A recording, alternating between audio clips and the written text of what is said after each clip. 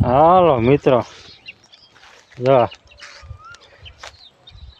કોળી સમાજ ઉપર હે ને હજી હે ને ગમે તે મારવાનું ચાલુ જ છે. ગમે ત્યાં કોળીને મારે જ.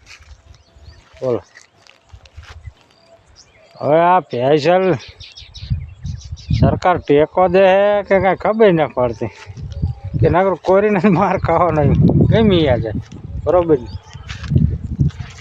હમણાં રાવડીભાઈ પિન્ટુભાઈની બધા પોલીસ સ્ટેશનને આવેદન દેવા જઈને બરોબર લેખીને મેં લાવી તમને વિડીયો મૂકી.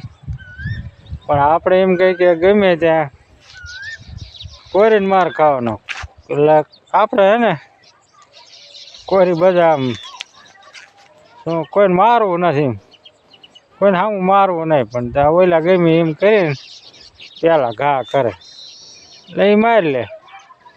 મારી શું લેવા લાગે, એની પાસે પૈસા હોય, આ બધું હોય ને પોલીસ સ્ટેશનને ઓળખાણ હારી હોય અને કાંઈક પોલીસવાળા બધા ટેકામાં હોય એટલે બધું એમને હાલ્યા રહે. બરોબર ને, કોઈ ભાજપના માણસો એટલે ભાજપના ટેકામાં હોય. એ પરવીનભાઈને માર્યા જે ગમી. બરોબર, દવાખાનાનો વિડીયો છે એટલે માર્યા. એટલે સામું ચૂંટણી ન જીતાય, ચૂંટણી જીતે તો મારે, એટલે ચૂંટણી નકરી જ જીતવાની. બરોબર, નેતા એને જ બનીને રખડવાનું, બાકી કોઈ નહીં નેતા બનવું. સાચું ને? તો આ મારવાના, અને જો તમે એને આમાં જીતીને ઉભા રહ્યા તોય મારવાના, અને મત ન દે ને કંઈ કહો તોય મારવાના. એટલે હે ને ઠેર ઉપરથી ને હાલ્યો હવે ભાજપ વખતનું કે ટેકામાં રહેવાનું. બરોબર, એના માણસો હોય ને એ ન વાંધો કે નહીં. આવું તો હાલે ને બધી. પહેલાં તમને વિડીયો મૂકો, પિન્ટુભાઈ ચિરાગભાઈની બધા ગયા હે ને વિડીયો, એટલે થોડુંક મૂકો એટલે ખબર પડે ભાઈ શું હે. બરોબર, પહેલાં રાવડીનો થોડોક મૂકો તેમ જો કે આવા ધોકા ખાવા આપણે જન્મ લીધો નથી. આમે મોટા ભૂખ હોય ને, મૂસું મોટી લીંબુ લપટકતા છે ને તોય પાણી દેવા એકલો રાવડી આવીને ભોરે દીધું.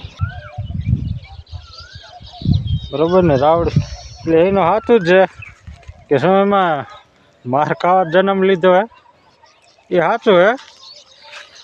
માણસો દાદા બધું જાદું, પણ એને કોઈને મારી નહીં, માર ખાવાનો આવવાનો, માર ખાઈ ખાઈને વિવાનો. બરોબર ને, બધે આવું હાલે. એક જગ્યાએ હાલતો એક જગ્યાએ એમ થાય બધે એકા બીજા ટેકામાં રહે ને તો ન વાંધો આવે, ટેકામાં રહેવું છે. બરાબર, અને સવાને હે ને પછી માપે કરાય બને ત્યાં લગન, પછી હાથ બહાર જાય પછી સહન ન કરે, માર ખાઈ ખાઈને આવીને કાંઈ ફાયદો છે. બરાબર, એટલે તમને આ પિન્ટુભાઈ એને વિડીયો મૂકું તમે એ જોવો એટલે ખબર પડે. પ્રવીણભાઈનો જે બનાવ છે એમાં જે મુખ્ય આરોપી છે સત્યજી, એના પપ્પા ચૂંટણીમાં ઉભા રહ્યા હતા. હવે આ આરોપી બધા 20-21 વર્ષના લગભગ યુવાનો છે, એટલે ખરેખર કોની મદદગારીથી કોના કહેવાથી આ હુમલો છે એ તપાસનો વિષય છે. બરાબર, આરોપી હાજર થઈ જાય અને ફરી પાછો હુમલા કરે, બરાબર, એટલે એના કાયદામાં કોઈ જાતનો ડર નથી રહ્યો એવું મને લાગે છે. દાખલા તરીકે એને બચાવવા વાળાને ફરીને બહાર નીકળીને મારતો હોય સાક્ષીને, તો આનાથી વિશેષ તો હવે અમારે શું કરવાનું? તો એવા ગુજરાતની અંદર આવા 5 હાથ બનાવશે માત્ર કોળી સમાજને ટાર્ગેટ કરવામાં, તો લોકશાહીની અંદર અમારે લડવાનું.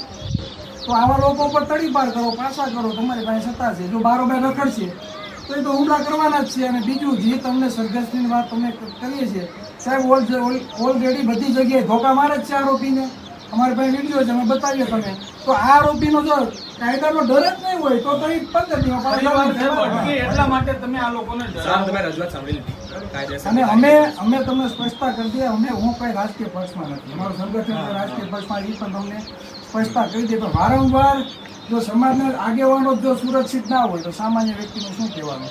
અને ખાસ જે તમને રિકન્સ્ટ્રક્શનની વાત અમે સાહેબ અમે કરીએ છીએ, કહેવાનો મતલબ એ છે પોલીસ પ્રશાસન જ એવી એક તાકાત છે કે આરોપીને ડરાવી શકે, બીજી વખત એ કાયદો હાથમાં ના લે. બરાબર, અમે તો તમારી પાસે આશા રાખીએ છીએ કે તમે કંઈક એવું કરો કે આરોપી બીજી વખત ગુનો કરતા ડરે. મારે 15 દીમાં જામીન થઈ જાય, પાછું ઈ નહીં કરવું, પાછું 15 દીમાં જામીન કરે એનો કઈ મતલબ નથી. એ તો ગુના ત્યારે જ રાખવાના, છૂટવાના છે. અને હાલ દાખલા પણ છે 15 20 ગુના જેના ઉપર હોય, બરાબર, ફરી ફરી ગુના કરે. એવા લોકોને તડીપાર કરો. જ્યારે જ્યારે કોળી સમાજનો વારો આવે, કોળી સમાજમાં કેટલાય બનાવ બની ગયા.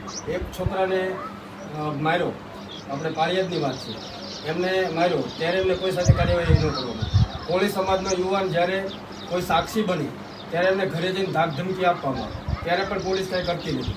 એટલે પોલીસને આ વિષયની અંદર હર હંમેશ અમારા જો ટાંક્યા ભાંગવાના હોય તો હવે પછી અમે પોલીસ પાસે આશા ન રાખી સાહેબ. નહીં પરસોત્તમભાઈ, હાલો એ તેમ હા બીરું આવું જ હાલે બોલ. બરોબર, ક્યાં જો એક જગ્યાએ હોય તો એક જગ્યાએ, પણ આ છે ને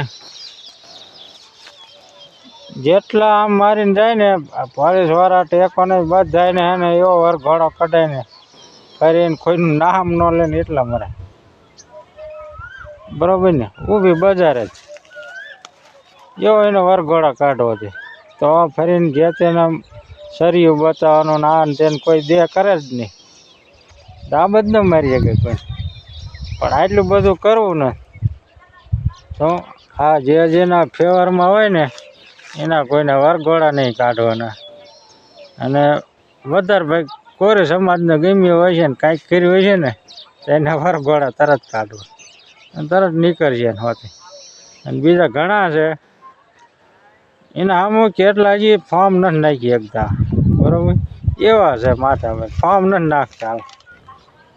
બીજા સમાજની જ વાત કરો, કોરી સમાજની નહીં, બરાબર. એવા માણસો કે આમ કોઈ ફોર્મ જ ન નાખે તો મારે ને આ ને તેને બાંધવાનું એવું કરે. બોલ, ઘણી જગ્યાએ હવે આ બધું છે ને સરકારથી ને પોલીસથી ને દાબ આવે ને તો બધું પાછું રહે.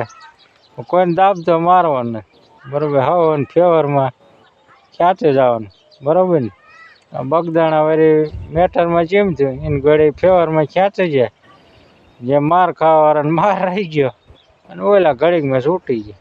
એવું આમાં એવું થાય, છૂટીને વળી પાછા કાંઈક કહે તો ફરીને દાબ મારે ને ફરીને મારે ને 5 દી જેલમાં રહ્યા ને વળી પાછા છૂટીને પાછા પૈસા છે શું ન કરે, બરાબર. પછી પૈસા એમને કોઈ પાઈ ન હોય, ગમે કામ કરતા જ હોય, ગાડીઓ હાંકતા હોય, ચીપરા ખોદતા હોય, જેને તે કરતા જ હોય, કંઈક માટી ખોદતા હોય. એ બધાનું હે ને પછી વિડીયો મૂકી દેવાય, નાખી ઉતારીને પોલીસ સ્ટેશનને દેતું રહેવાય. એટલે પૈસા હરવા થતા રહે ને એટલે પાધરા થતા જાય, સમજી. પછી એવું કરે, આપણને ખબર છે કે આ નકરા માણા આ ધંધો કરે, પછી વિડીયો મૂકતો જવાય પોલીસ સ્ટેશન જો આ ધંધો કરે, આ જમીન ખોદી, આમાં ખોદી, એવું બધું કરીને મૂકી દેવાનું. એટલે રેટા પાધરા થઈ જાય, બરાબર. અને બહુ ઘડીએ દાબ મારે ને તો ઘડીએ અરજી દે આવે ને પોલીસ સ્ટેશન. જેટલા દાણ દાબ મારે એટલા દાણ અરજી દે આવે. 15-20 ભલે ને અરજી દેવી પડે, રેઠું ખબર પડે એમાં એટલી અરજી દીધી, એટલા દાણા અમારે વાંધો પડે. રેઠા પોલીસ વાળા હે ને પાધરા કરે, એ પછી કેટલુંક સહન કરે ખબર હે. એટલે એ જ કરવાનું, ગમે એને કાંઈ ઓલું થાય ને એટલે અરજી દે આવે ને ત્યાં સારું હાલો ગમે